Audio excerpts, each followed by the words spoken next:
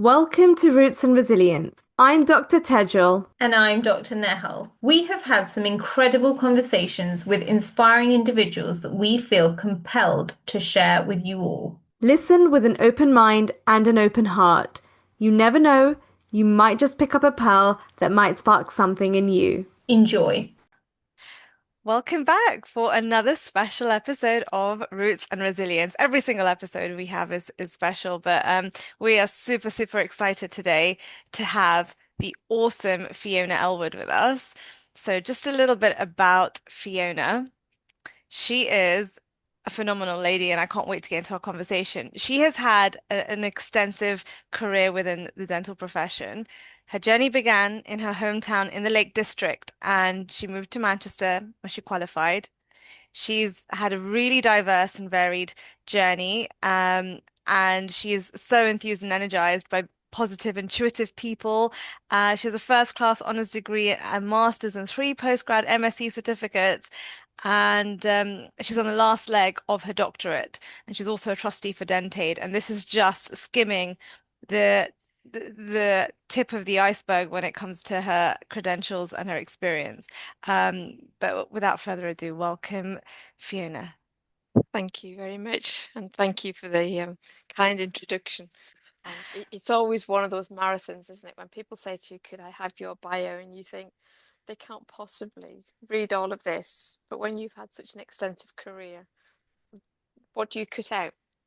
Yeah, exactly. What do you put in, what do you cut out? Because it's all shaped you into who, what you're doing today, who you are, and so forth. But before we get into that, tell us a little bit about roots. So the podcast is Roots and Resilience, and we do tend to start off at the right at the roots, right at the root of your journey. So can you share a little bit about that? Roots of my journey, gosh, that's an even more interesting one because most dental nurses would tell you that they fell into their careers. Maybe not so much now, but at the time when I started out, it was never a thing that you set out to do. And I literally ended up going into a practice on a work experience because when you were at school in the sixth form, you had to find a placement for 2 weeks to go and see what you wanted to do. And what that really relied on now, when I look back at it, was local businesses being willing to take somebody in. And I wanted to join the Wrens, as it was called at the time.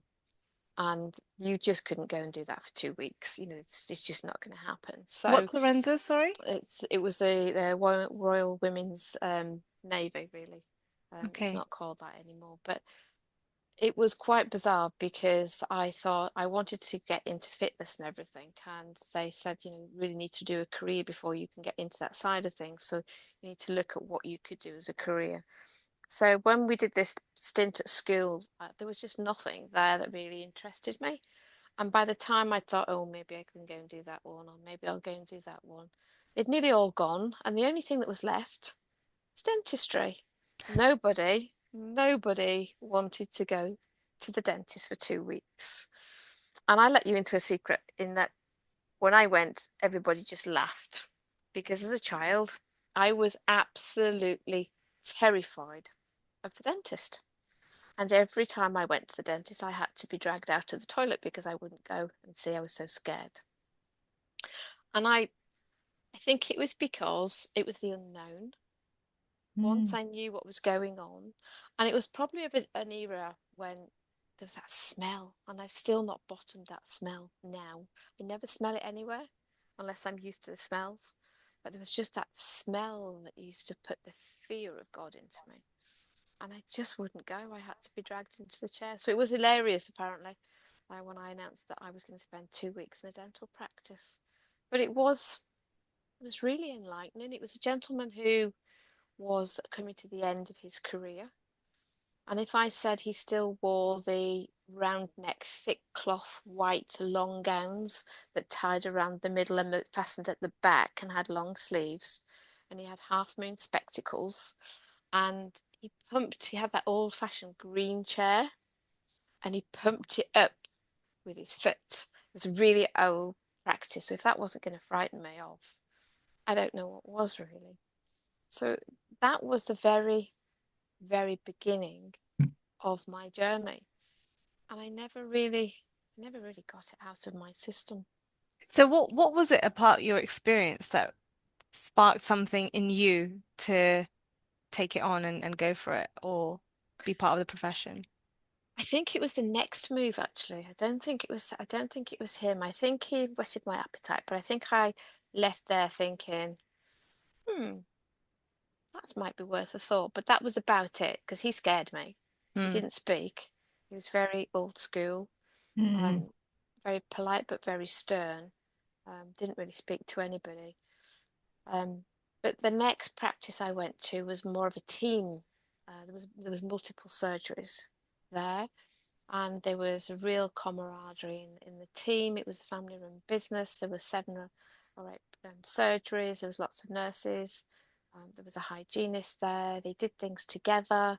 There was new and different techniques, and there was not really there was a them and us scenario, but the nurses really seemed to thrive on each other, growing and excelling. And I thought, oh, there is something more than that to dentistry. Then I started applying to the dental school, so I'd kind of forgotten about the Wrens at this point. And thought, oh, I'll just apply to the dental schools, and I went for lots of interviews.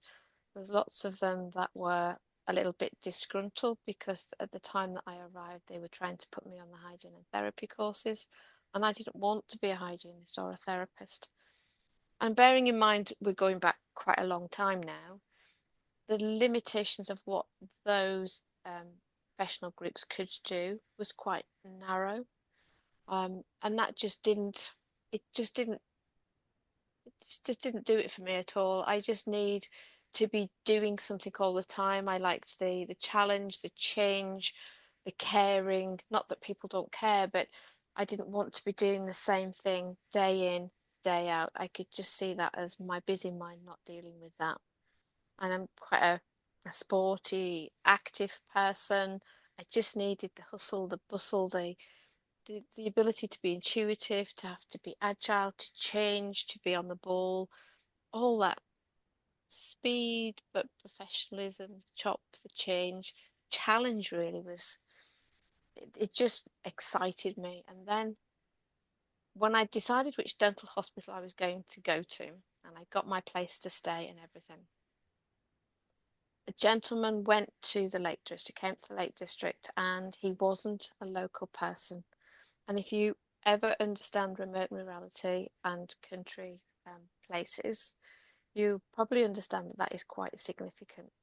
So he wasn't from the area, he was a stranger to the area, and he had the audacity, is probably the word the locals would say, to set up a practice when he wasn't local. And I don't know what made me do it, but I interviewed for a job for a dental nurse and I got it. And then I was torn between do I go to dental school now or do I wait? And I decided to wait. So I went to this practice, which was brand new. It was a two practice surgery. I turned up on day one and I was dental nurse, receptionist, cleaner, cook, bottle washer, everything because there was me and him. And I learnt so many skills actually. We were doing things there. I was casting all my own models and everything before it was How part old of were you at this point? Sorry to interrupt. 18.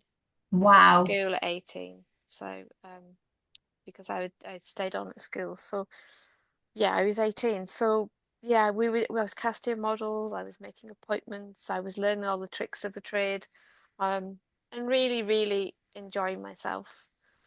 And Can then I I decided I was going to Sorry, qualify. Fiona, just something Hmm. just occurred to me. So you mentioned you needed variety, you needed di something dynamic, you're an active person, and you so as a 17, 18-year-old, was this just something innately that you knew about yourself? Or did you have clarity on it? Like the way you were expressing that these were the sort of kind of fundamental requirements that you need as part of whatever profession or work you want to do when you get progress.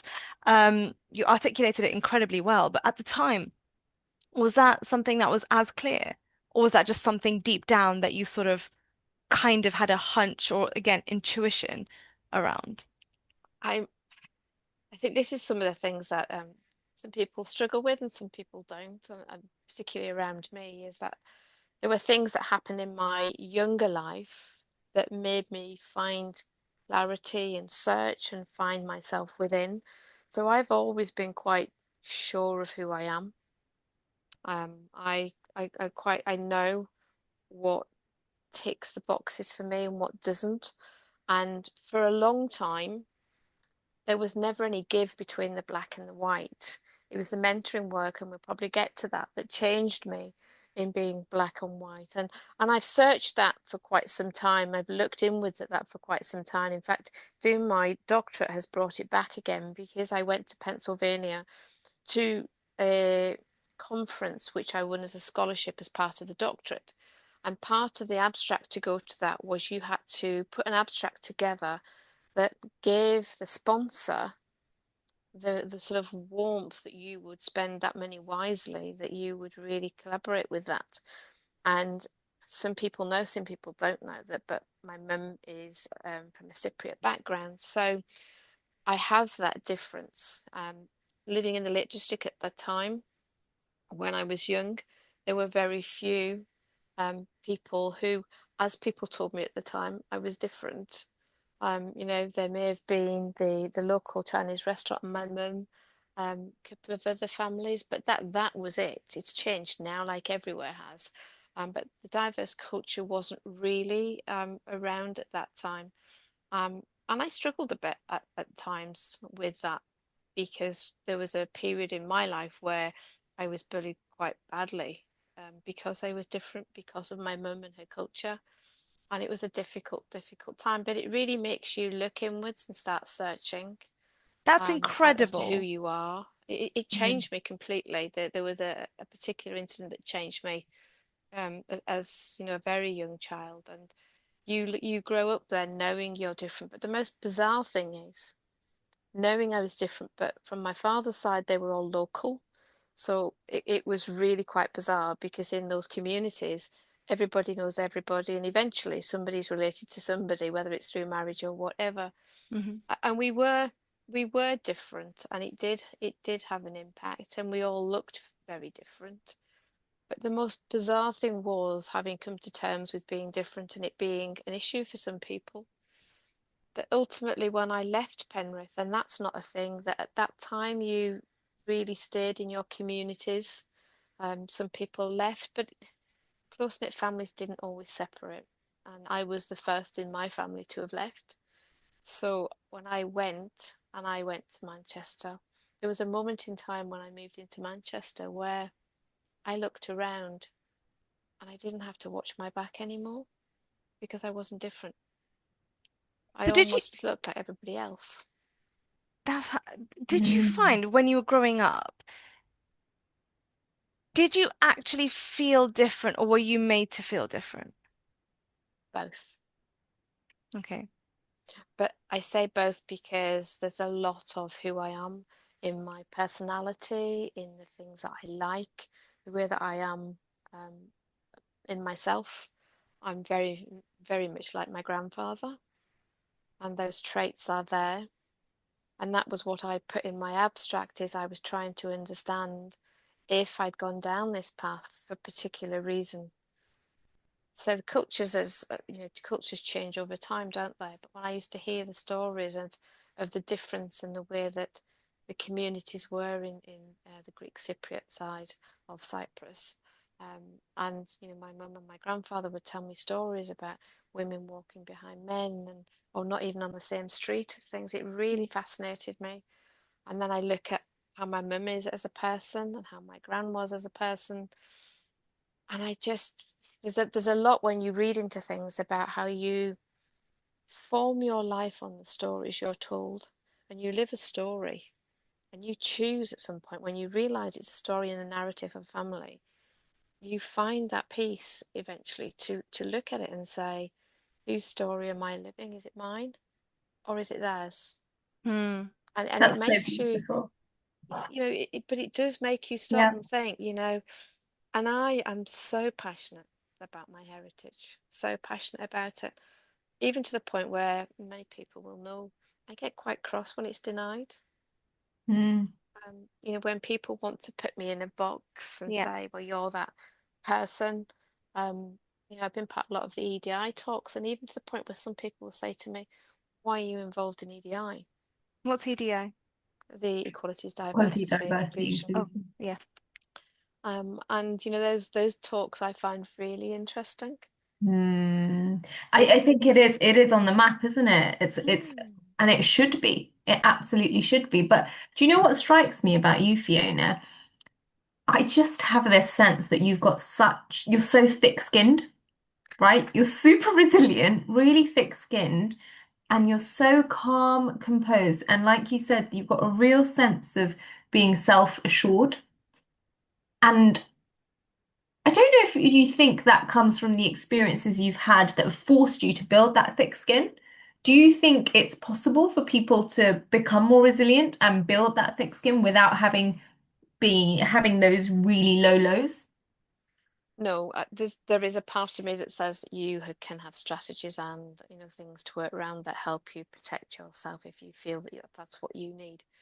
There's an element of the way people have treated you that make you behave in certain ways, but there's also characteristics, and you can work with those.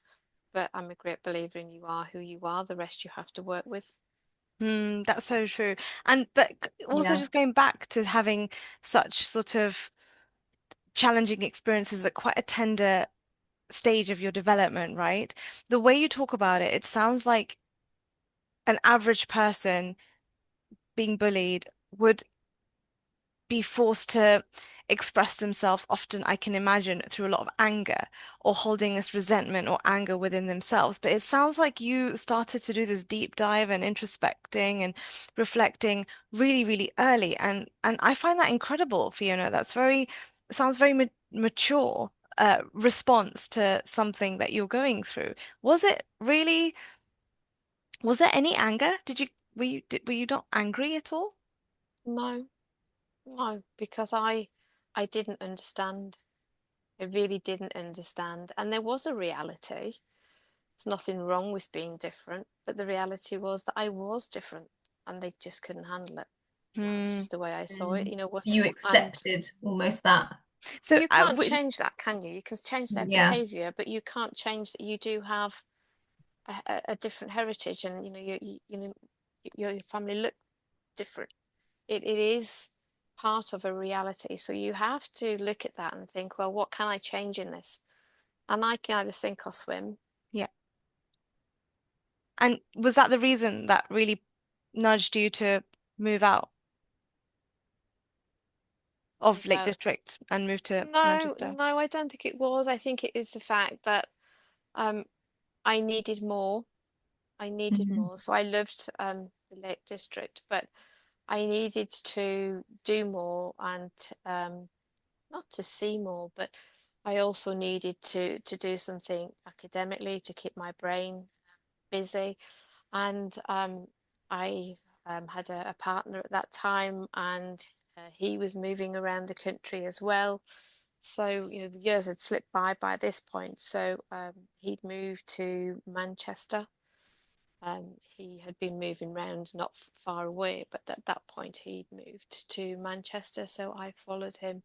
We got married and I went to Manchester. And that's when I went to study in Manchester. Wow. So And you mentioned sorry, Tejal. This happens all the time, Fiona. Tejal and I get so excited, and we're like both jumping in at the same time. So you mentioned your doctorate. What's your doctorate on? Oh, that's an interesting one, isn't it? So there's quite a lot of arms to it. So it is focusing on dental nursing, but from the perspective of hierarchy and how that does or doesn't impact on the way that people either thrive or they don't thrive, and what that impact really is. There's all kinds of theories going into it at the minute, all kinds of things coming out of it. But part of it was also considering, why has it always been a very gendered profession? Does the hierarchy look at that? Mm, very interesting. mm, are you I doing think re so. Are you doing some research into this yourself? Yeah, I mean, I'm last year, so I'm at that writing up stage. So um, I'm still obviously looking at current research and anything that comes out. But it's been really interesting as a journey because in this I have connected with international dental assistants because they're not nurses. Looking at all that infrastructure. I've done the deep dive into the history, beyond where most people have actually gone with the history. You may have known that I wrote a book with Janine Brooks. We had an article in Genealogy last year, which is really historian. And as part of that, it inspired me to set up the Dental Nursing Historian group as well, because there's so much of our history that people don't know. And there's so much of our history which is quite disturbing that people are starting to repeat and reiterate that it's not quite correct to what has been written in the archives. And we just need to be really careful that we don't lose that history because it's not established enough because there are no heroes. So one of the things that really stopped me in my tracks was when I was very early into the research, I had looked at Florence Nightingale because there's nothing really written about dental nursing in research.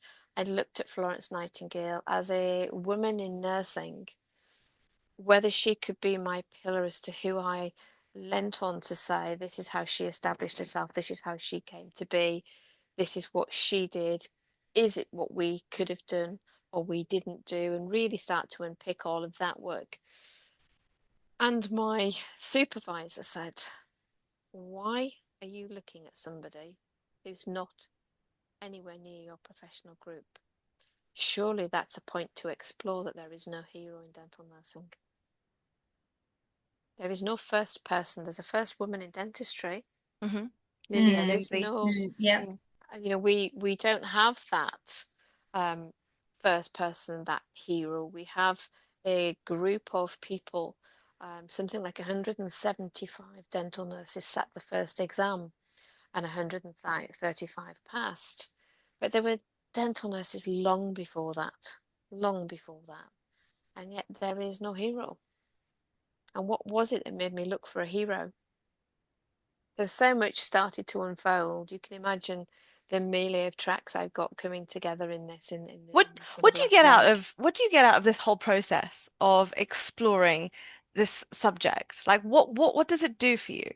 It's just that wow factor, that I didn't Mm, know, so many times again, it's like me looking at me, isn't it?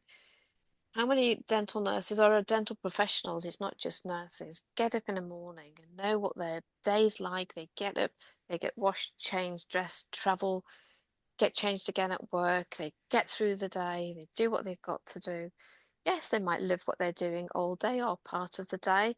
The end of the day, that routine will be the same. They'll go home. I wonder how many people sit down and really care about the history. mm. And No, the it's true. history formed today, and the history will be part of what comes next. So if we don't understand it and we don't value it, then how can we begin to value where we are now? And how can Mm. we not, if they're mistakes or if they're successes, how can we not celebrate them and move them into the future if I we think don't that's know them? I think where I relate to you about with what you're saying, Fiona, is I feel really curious and passionate about my ancestral history. Like I'm so Yeah, I find that like it's exactly what you're saying. It's like, right, I'm the product of the decisions that were made by those that came before me. yeah, And all of that has shaped to led to the sort of opportunities I've had, and I often feel an immense sense of gratitude, but yeah, equally this sort of sense of I want to know more about it. I want to learn yeah, about it. I want to know how, what was it like for them? What were their challenges when they were relocating continents, or what was going through their heads, or and I remember having these conversations with my grandfather and just wanting to just soak it in and listen. And it's actually even prompted me to yeah, um go back to his place of birth and see where he grew up. And it was a shame it happened after he passed away, but it was still, it really allowed you it allowed me to put him into context, to understand like maybe why he was the way he was to a certain degree, the way he dressed, because there were other people Yeah, in that place, who spoke a little bit like him, who dressed a little bit like him, and his simplicity and all of these things. It was just incredible. exactly the Um, same. but Mm. yeah, and I can, it gives you that, you said wow factor. I think it fills me with awe. Yeah. It really fills me with Mm. awe. Thank you so much for sharing that, Well, the Fiona. most bizarre thing that just to tack onto that last comment that you've just made. So I liked something on Facebook, which is my grandfather's village, and they went there because in the wars and the separation, when my grandfather was in the Farmagusta, which became the sort of refugees and moved out, and they Yeah. moved up to the mountains. And when they moved up to the mountains to live, I saw something on Facebook, and it was my grandfather's village because they are so small. So I pressed it and I liked it. And all of a sudden, I've got all these people who knew him and my family. And I saw a picture of my great grandfather who I met. I was really fortunate to meet him, but he couldn't communicate with me because he was very strong Cypriot. And I only had words because my grandfather he talked to us in English, he read in Greek. Um, but it was the most bizarre thing that I got this message saying, "I your cousin too," Wow. Wow. because I said this is my grandfather's village, and I posted a picture of Andrea, who is still there with his wife Hadidila and the two children. And this guy was called Andrea, and he said, "You post picture of my cousin Andrea. I Andrea too. I your cousin." Oh, that is the most And that's Wow. it heartwarming was just story. like but my grandfather's brother-in-law was the priest in the village, so Wow. it was just a really tight community. Yeah. How do you with your children, do you ever think about how you're going to pass kind of this legacy forward? Or, I suppose in a way, obviously they might have a different affinity to the heritage and the culture and the background, or sometimes they might be naturally drawn to it. Um, do you ever think about how you'll kind of pass that legacy on? Yeah, it's quite a bizarre conversation to have because my youngest, so when you look at my two boys, the youngest one has got the distinct features, but the oldest one has got the personality. The youngest one, when my grandfather died, he was a big part of my life, and I was really devastated. And I kind of not left Cyprus, but I wanted to park the village. I've been back, but I didn't go to the village because that's very personal. I went there with them and I spent a long time when I left school with them. And I just thought, they're beautiful memories and I want to keep them. And I just didn't want to disturb them. So I didn't go back for quite some time, but I went to other places in Cyprus. And then my youngest said, I want to go to Varvetsinja. I want to know my heritage. And we had these moments of silence thinking, I never navigated this. I know it's close to me, but I Mm. thought he would be so far removed that they wouldn't want to. And we went to the village. And the most bizarre thing was my mum's friend came running out because the village all came running out and they were shouting my mother's name at me because they thought I was my mother. Oh, And my grandfather Wow. owned the village. My grandfather had the village cafe when he lived there. The priest was his uncle. There was only one shop and one phone box. So if you pass the phone box and it rings, whoever's passing it would answer it and just shout for the person who it was for. And they still cooked in the ovens in the centre of the village.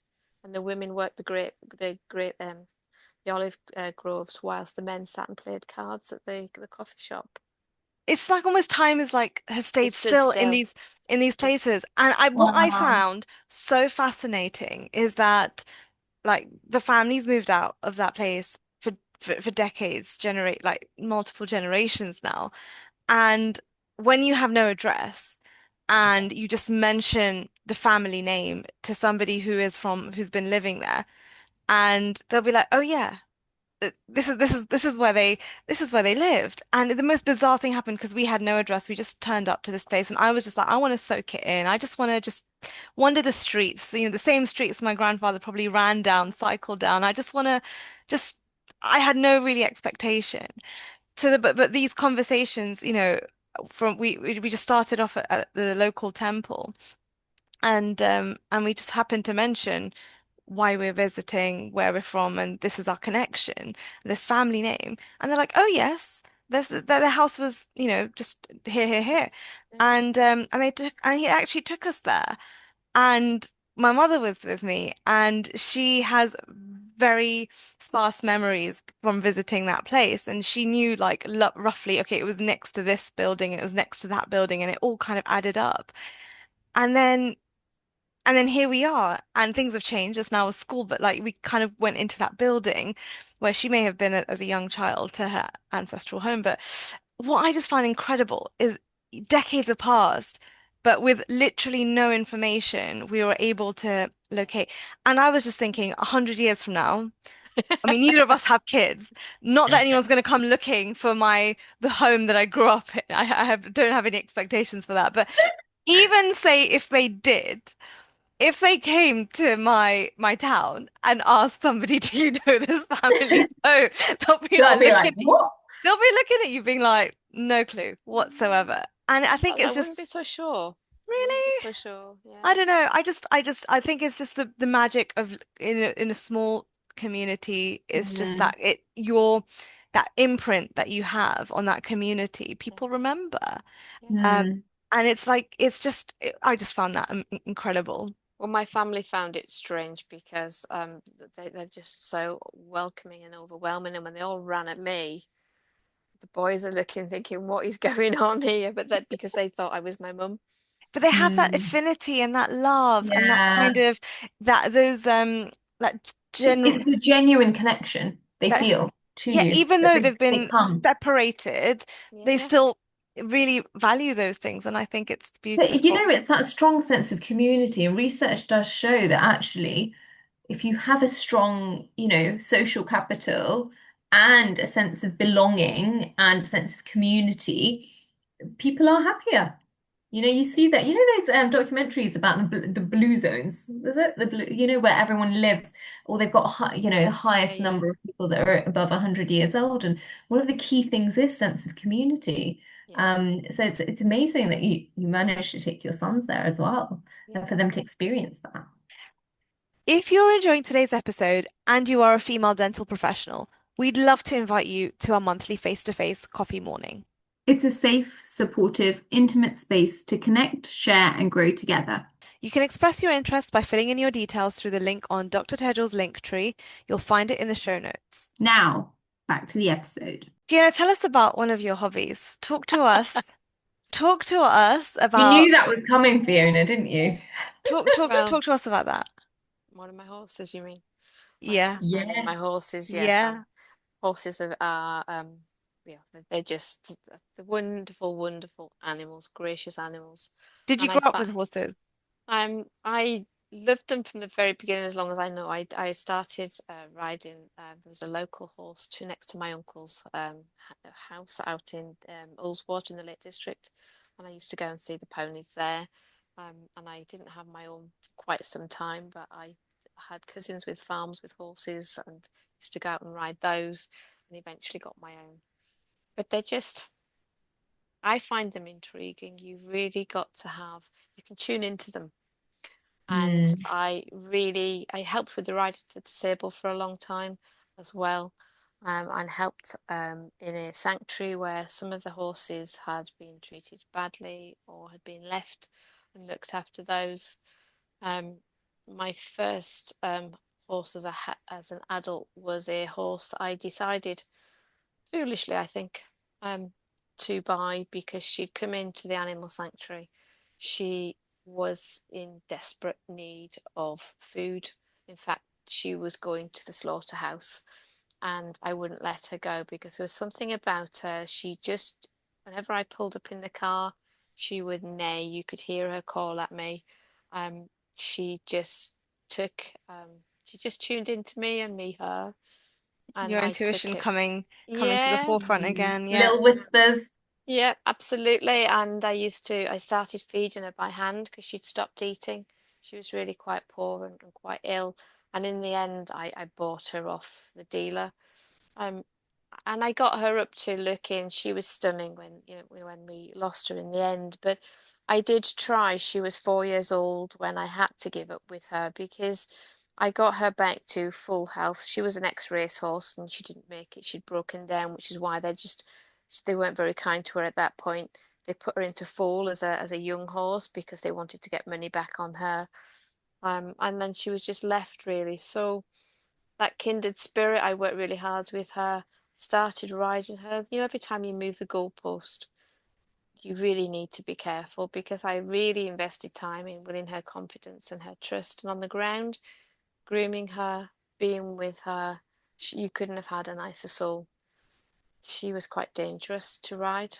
I've had so many accidents with her. She ran backwards on a road better and quicker than she ran forwards. Wow. She would spin. She would just lose the plot and she would spin in the middle of the road and eventually stop and she was all white froth and leathered up. And I'd get her home. And then the last time I got her home, I was expecting one of the boys actually, and I was on her and she was really naughty. Got her home and I said, right, that's it. I'm going to have to just ride her in the school until I've had a baby. And we went round the school a couple of times because she'd just been naughty and I couldn't afford to get off her. And she just reversed up to the fence, reared up and went over the top of me. And that was it. I just said, I can't do this anymore. And my friend, who was a lot bigger and stronger than me, took her out with the yard people. I just said I can't ride her out anymore with expecting the baby. So she took her out, and the rest of the horses galloped up the hill. And by instinct, horses follow their herd animals, and she didn't.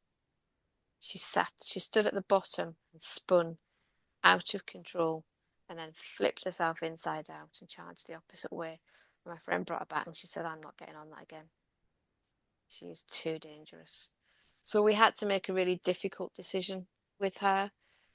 Everybody kept telling me to sell her, but I couldn't do that to her because she'd have been beaten by somebody trying to break her spirit.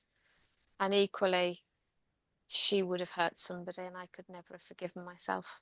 How I stayed on and didn't hurt myself in the end, as much as I could have hurt myself, I will never know to this day. So I ended up replacing her with another ex-racehorse who was even bigger. He was enormous. And I ended up with four at one point, which was hard work. But we bought our own place because by then I got both boys, and it's really hard to be on somebody else's yard and have your horses in livery and dictated to by their timekeeping and how much grass they can have Mm. and when they're going to come back in. And my husband was away a lot, so we bought this place actually. We're still here. It's the longest place we've ever lived in because we moved around quite a lot with his job. But we What did he bought do? this. He worked in a bank. Okay. Mm. Um, but we bought this place. It's a small holding. We built stables. We put a riding arena in it, and then I could manage the children and the horses and go to work and So study. what did riding teach you?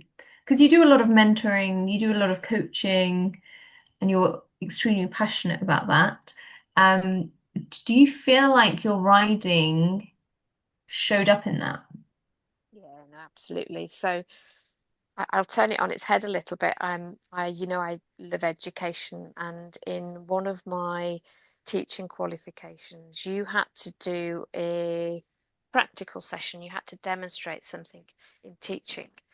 And I just thought, I'm not going to do what everybody else does. I'm not going to stand up and do a lecture. I'm going to ask the assessor if we can do a day trip or a road trip and bring everybody here.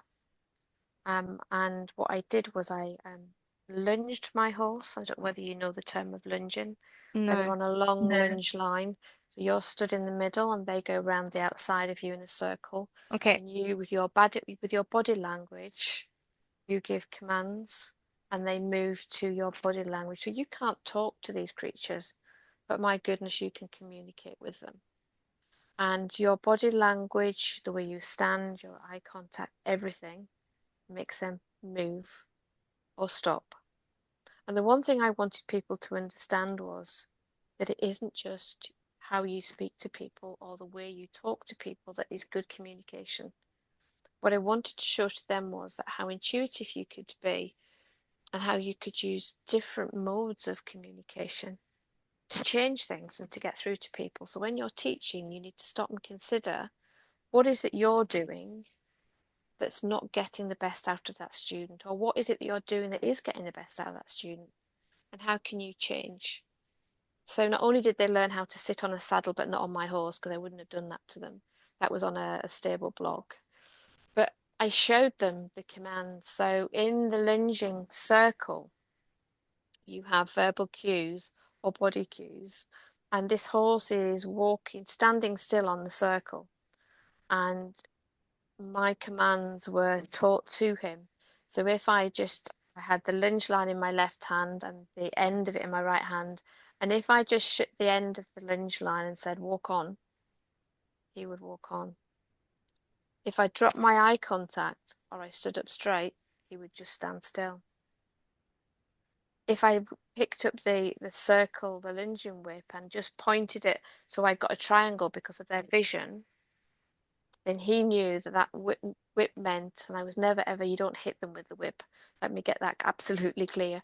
But you just move them round so that he knows that from the back end you want him to move away from the whip. So he moved on. You ask them to trot, they trot. Change turn in your voice and go, whoa. He drops down to walk. And if you say Wow. walk on, or you click, or you say canter, you raise the pitch of your voice, he goes fast. Drop everything, he stops. So I wanted them to know that just by a single movement you can cause chaos. So the way you sit on a horse, it translates into body language and how you sit upright. And that is about how you come across to people as well. So in our profession, if you stop and think about all of those things, you send vibes to people. You talk to people, you stop them in their tracks. People know that you're open to communicate if their arms are open. If they're sat there with their arms folded, you've got closed body language. You are not approachable. Mm. So a lot of the way Absolutely. that I communicate or communicated through that work with the horses is the way that you can translate that into how you are as a person, but how you also work. I just find it all absolutely incredible that you can communicate with a living, live creature who doesn't understand your language, Mm. but understands the body language and the commands of what you want. And the slightest thing you do will either stop them or make them explode.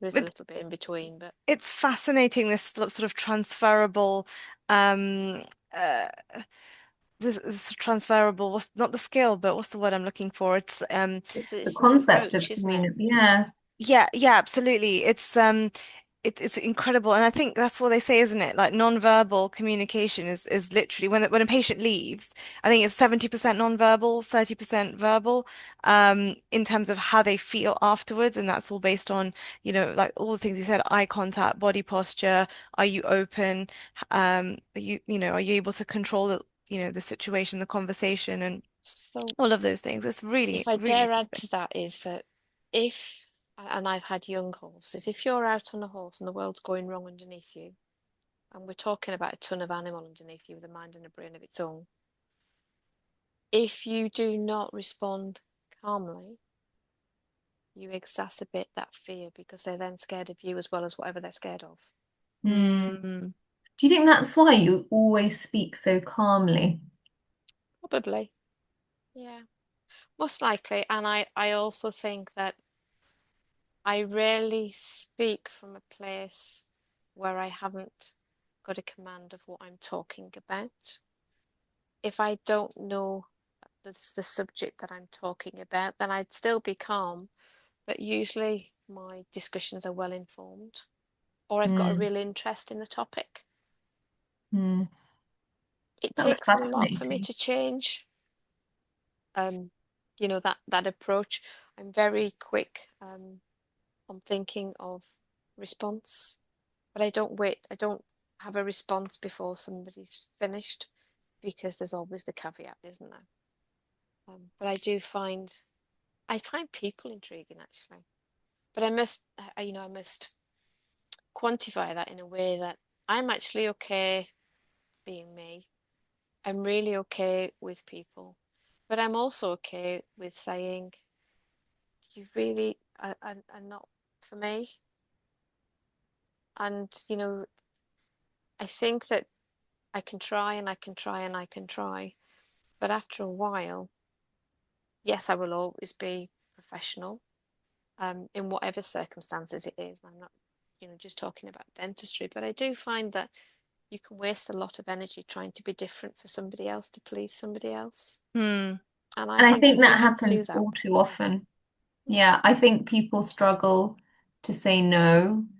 I think people are inherent people pleasers sometimes, and I think that's so important about guarding your energies and guarding your values and your beliefs. And I think there is that piece right now where everyone is trying to understand who they are and be more aligned with their values and figure out their purpose, etc., etc., which isn't something that happens overnight at all. But actually, another thing that we found very common is people suffering from imposter syndrome and not being sure about themselves, doubting themselves, second guessing themselves. What's your view on that? I sit on the fence on that one. I really do. So I have explored it and I can see where it does fit and I can see how people align to it. But I worry that there are genuine people who do have it, so I don't dismiss that. But I wonder whether people align them to that because they don't know anything else or what they haven't explored what else it could be. I very much encourage people when they first arrive at my doorstep and they talk about, I've got imposter syndrome, can you help? And I sit and try and explore with them what they mean by that because a lot of it for me is about having self-efficacy. If you look at Bandora's work, it's about understanding self and being comfortable with self and knowing self. And once you discover that, have you really got imposter syndrome, or is it the fact that you lack the confidence and insight in self to be able to be you?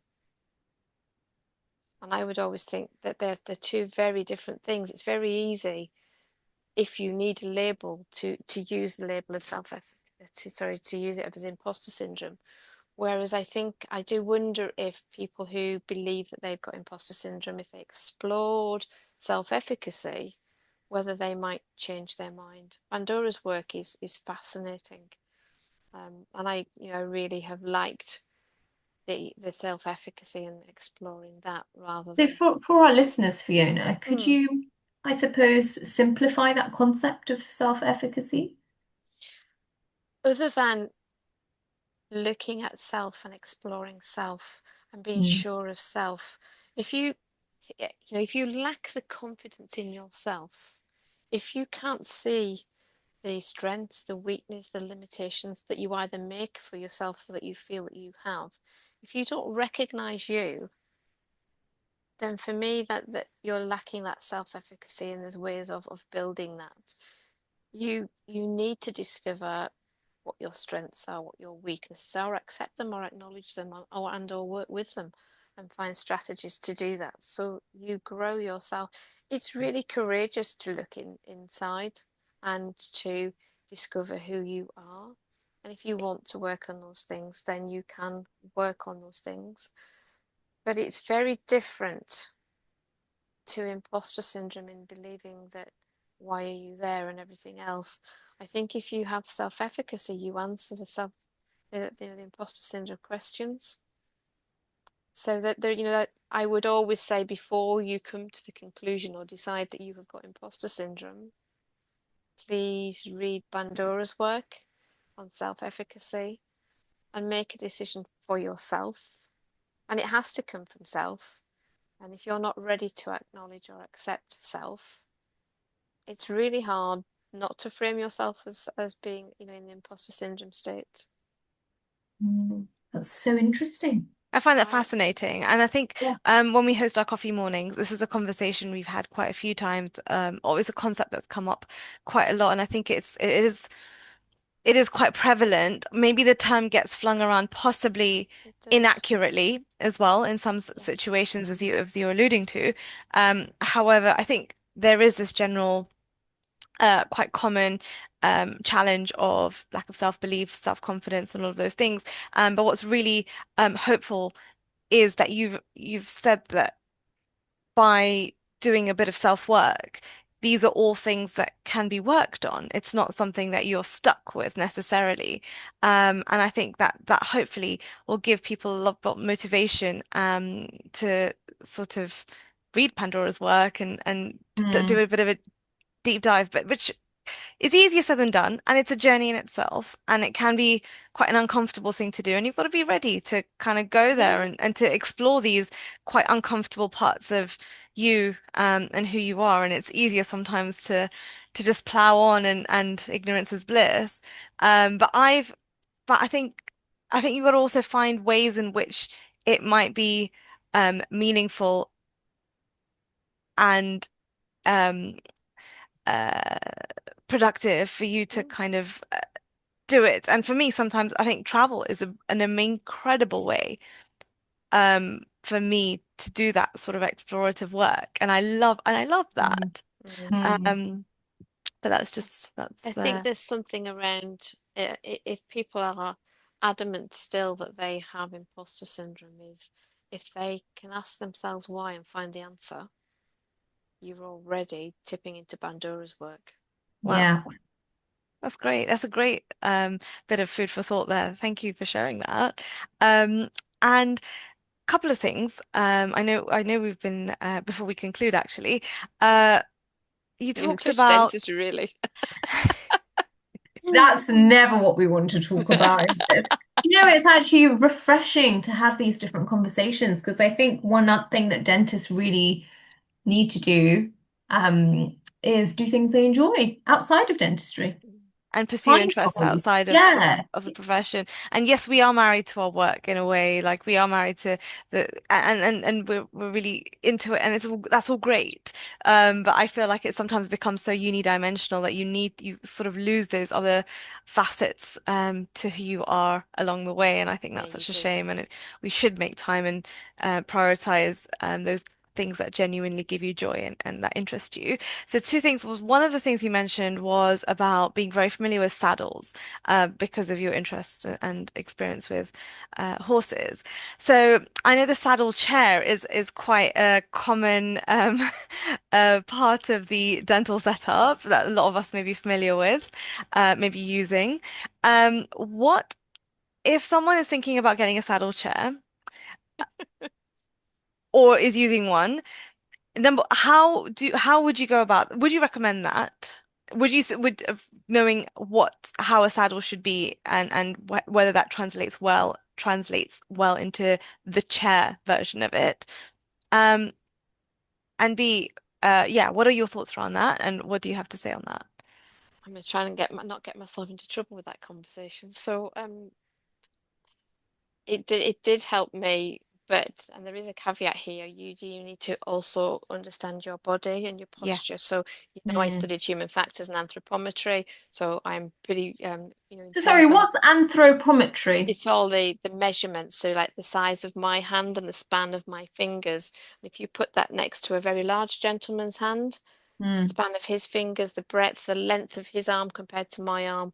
It's all those Ah, measurements and things. So fine. there's a lot of work. It's all part of human factors and the patient safety sciences.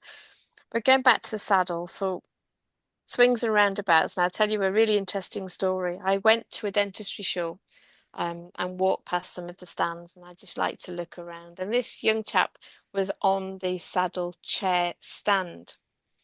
And he said, come and have a go on this. You'll really like it. You'll really find your posture. It'll change who you are. It'll change your position at work. And I said to him, really? And he said, yeah, yeah, come and have a sit on it. So I sat on it. He said, I think this one will fit you. So I sat on it and I said, no, it doesn't. And he said, no, it does. It's a really good fit. And I said, no, it doesn't. I can assure you, I've got a proper saddle. This chair doesn't fit. And the reason I know that is when you're measured to a riding saddle, it is not just about the width, and it's about the breadth of the seat and the neck of the saddle, as well as the length of it. So because I'm so petite, my saddle's a 16.5 narrow, which fit my horse. He had the wider gullet, but the actual bit, the sort of bit that you sit on and pivot on, and then your legs drop down, Mm. needs to match you as a ship. So the saddle seat that he gave me wasn't narrow enough here. So my hips opened out too hard. So I was going that way and then down. And I have one of my legs is quite flexible. The ball and socket unit comes out or is quite loose if they get that wrong. So he sat me on this chair, and in a saddle, you are when you're if you look at the dressage riders, you are shoulders, hips, heels in line. Hmm. Mm. And Very upright. the saddles.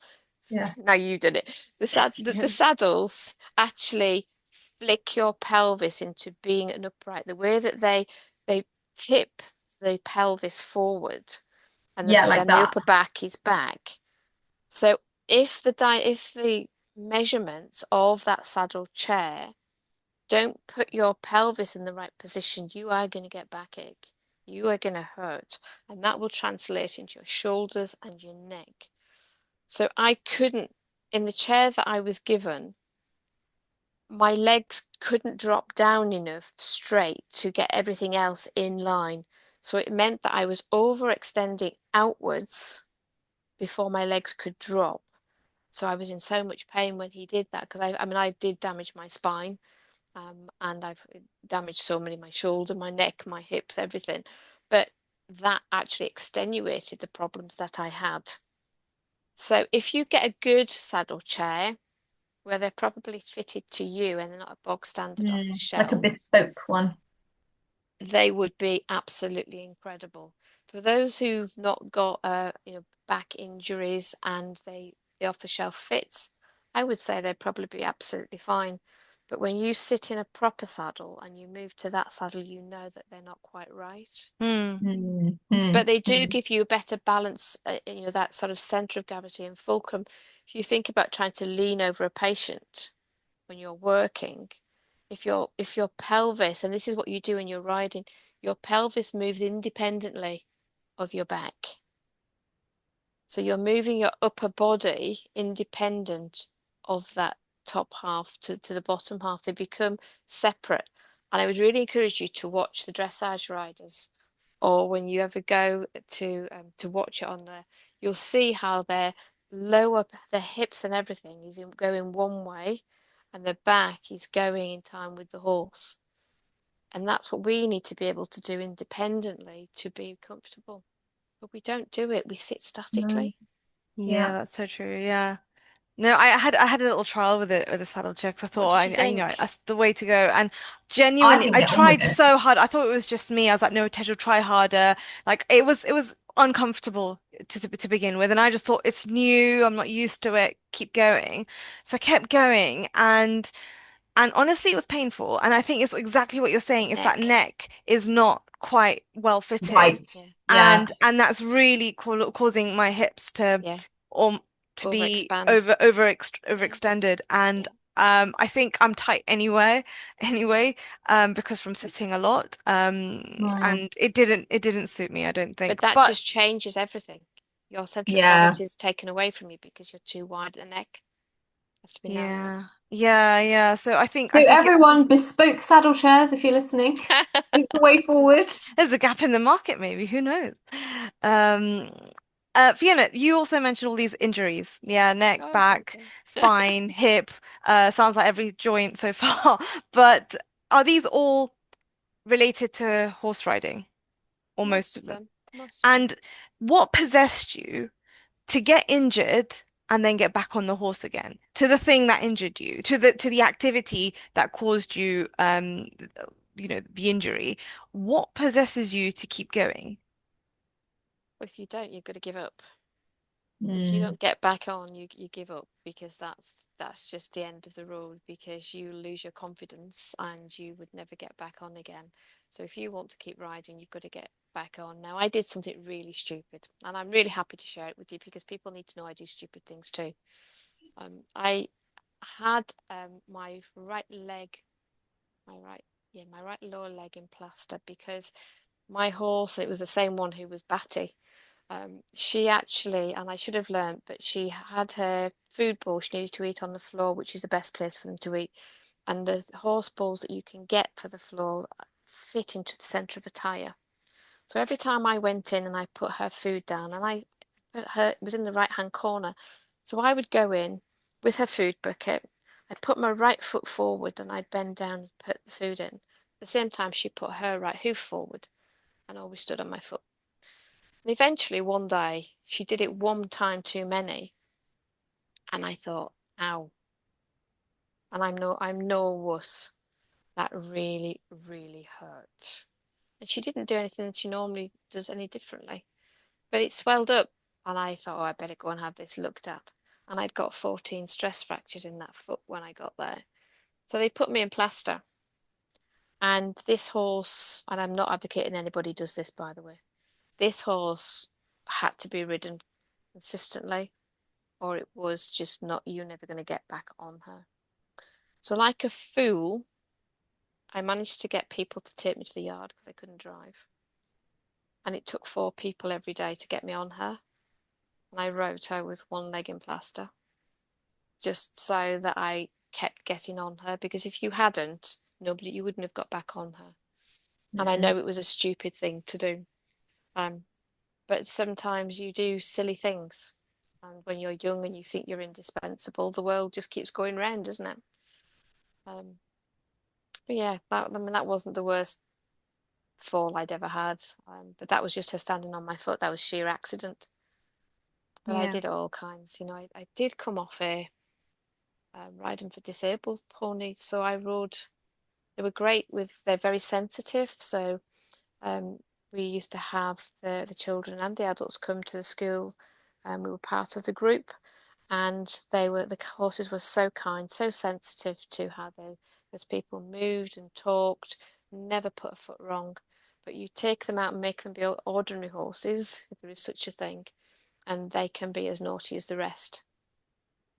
So I had one, he was so naughty, he'd been mistreated and that's when he was rescued, that you couldn't actually go into stable with him. So what you used to do was tie his head collar at the wall across from his stable, and you'd get some food and you would coax him out of his stable to the wall, put the food down, put the head collar on, and then you could work with him. And one day he bolted, he just took off. I had no control, I was a passenger. And they had just been putting a new ditch in the gateway. They dug a new water drain. It's about a 4-foot drain ditch.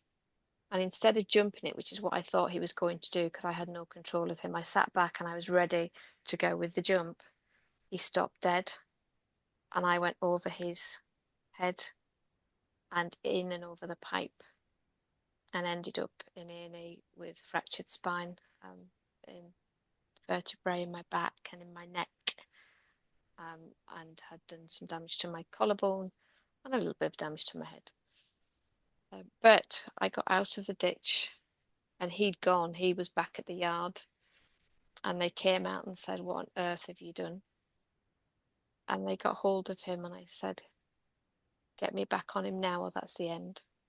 So I had 20 minutes on him, just walking around before I got off. I was just completely in shock because I got home in the shower and I got stuck, twisted, and that was it. I couldn't move. That's when the ambulance arrived. But Sorry, so hang on, just to recap.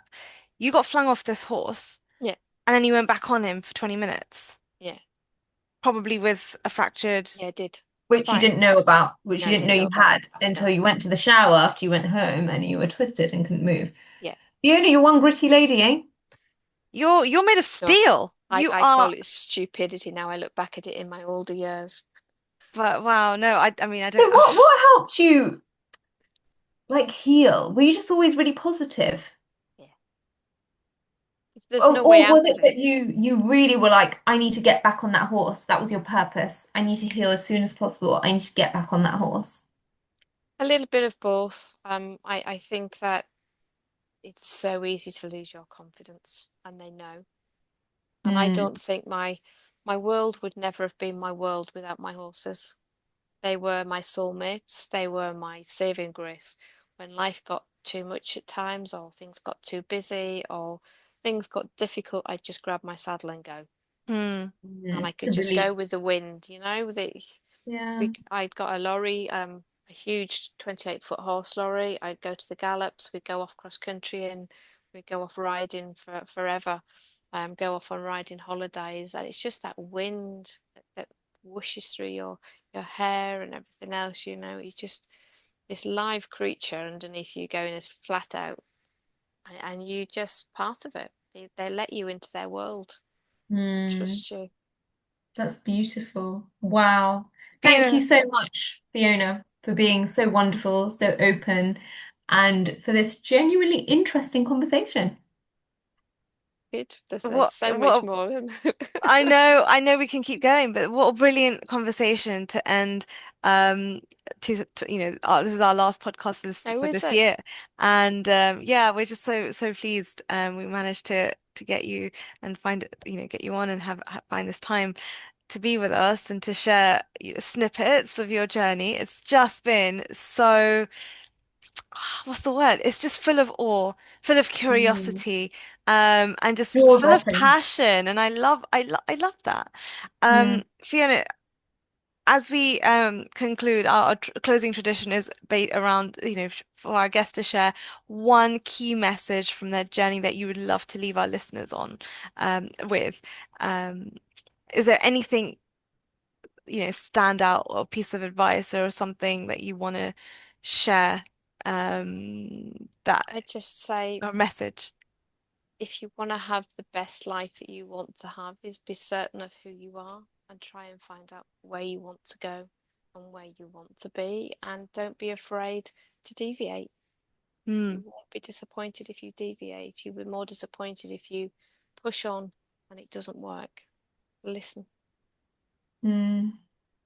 Thank Listen to you. yourself. Thank you, Fiona. Thanks, Fiona. Thanks for tuning in. If you enjoy this episode, don't forget to hit follow on Spotify or Apple Podcasts and to hit subscribe on YouTube so that you never miss a new one. It really helps if you rate and review the show, and if you found this episode valuable, share it with a friend, family member, or colleague. We appreciate your support and we'll catch you next time. Bye bye.